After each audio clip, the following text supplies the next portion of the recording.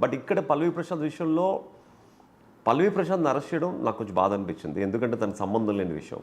ఎందుకంటే పల్లవి ప్రశాంత్ అన్న ఒక ఫార్మల్ ఫ్యామిలీ నుంచి వచ్చి బిగ్ బాస్కి వెళ్ళాలని ఎంతో ఆసక్తితో వెళ్ళి గెలిచి వచ్చిన మనిషి అభిమానించే వాళ్ళు ఏదో చేస్తే తనని అరెస్ట్ చేయడం నిజంగా తప్పు. బట్ తను అభిమానించే వాళ్ళు కూడా అభిమానం చూపించే విధానం అది కాదు. అండ్ ఏదైతే అమర్దీప్ మీద లేకపోతే వేరే కంటెస్టెంట్స్ మీద ఏదైతే వాళ్ళ పర్సనల్ థింగ్స్ డ్యామేజ్ చేశారో, బిగ్ బాస్ హౌస్లో జరిగే ప్రతి విషయం only for the Bigg Boss house వర్కే. That is a strategy they want to play.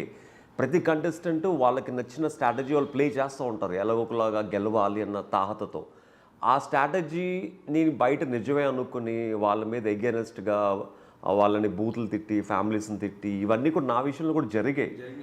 నా సీజన్లో కూడా జరిగాయి. మా ఫ్యామిలీస్ని తిట్టడం జరిగింది, మా ఫ్యాన్స్ చాలామంది కంటెస్టెంట్స్ని తిట్టడం జరిగింది.